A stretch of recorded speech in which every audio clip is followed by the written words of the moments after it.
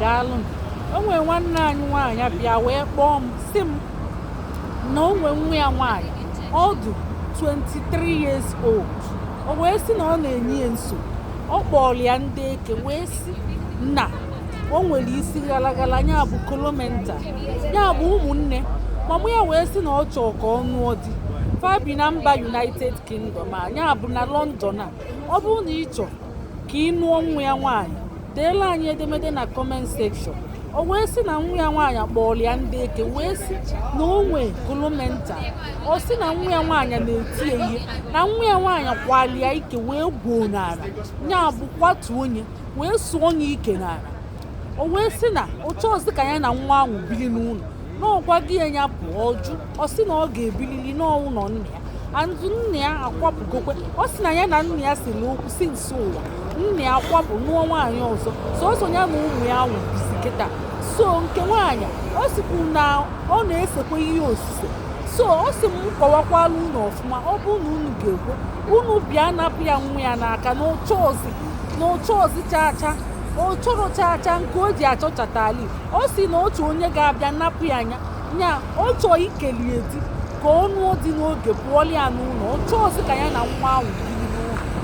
O wee na-asị na anyị nwa na-eme ihe ndị Igbo na ọ dịkwa mma, sikwa ndị anaghị akụziri nwa afọ Igbo ya bidokwa kụzite nwa ahụ. O nwere afọ Igbo, ọ nara asụ Igbo, ọ na-eme ka o si si ya.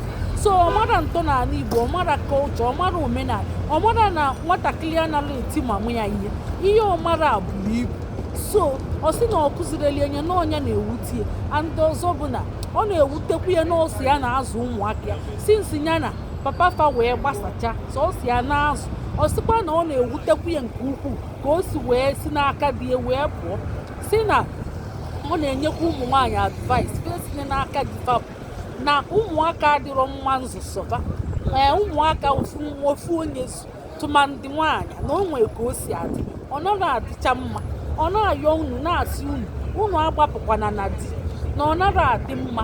Ọkwa unu na-aghọta ya ụmụnne.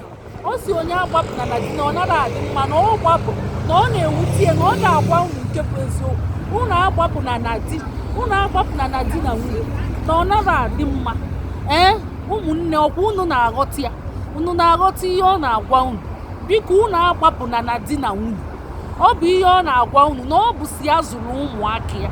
So kịta afa na-arụ ya afịa nke na ụmụ ya na-etizikwu ya ihe. Andị ọ sị na ọ kụzirelu fa Igbo na fa anaghị asụ Igbo. Ya bụ ụmụnne, kụzielu ụmụ unu Igbo, kụzielu fa Igbo. Ọ ya adị mma ma ịkụzielu ụmụaka gị Igbo, ọ ga-adị mma ka fa ghọta ebe fa si. Ọ bụrụ na fa ghọtara ebe fa si, fa ga na-eme ka o si masị fa.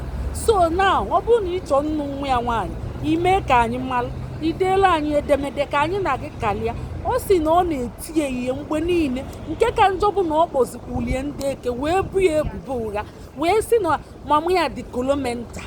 Ọ sị na anyị na-ekwuli di ya, ọ sị na ọ na-ege anyị ntị, na ọ bụgolo eziokwu na ụmụaka anaghị asụ Igbo, anaghị adị obidient, na fa na-eme isi ike, na fa mara ebe fasi, na fa chee na fasi obodo a ya bụ mba United Kingdom a ka ụmụaka fasi eme, na ọ jọgburu onwe ya. Ụmụ ya wee na-eme one ahụ, si ọ na-regret ụwa ya, ụmụ ya na-agbanarị ya, die gbanarị ya. Kedu nke ọ ga-elite? Ọ maazị ka o si ga-eme ụwa ya, ọ mara ka o si ga-eme ndụ ya n'elu ụwa, na o nwere ka ọ dị, ọ mara mma ya ka o ji na-ekwupụta ndị ọ bụ nwa Chineke.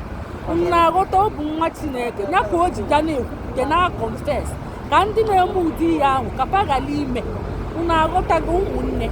Ngwa nke emesịa.